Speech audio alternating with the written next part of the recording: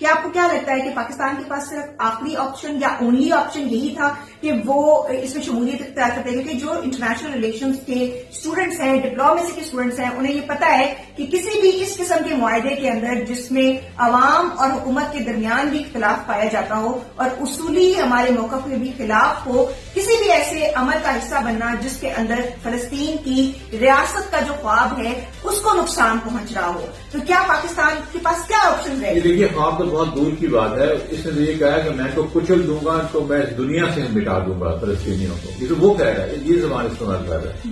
پاکستان کو قدر نہیں چاہیے تھا. پاکستان کے پاس بہت سے طریقے تھے کہ اس چیز کو ڈیلے کرتا اور اس چیز کو ٹالتا.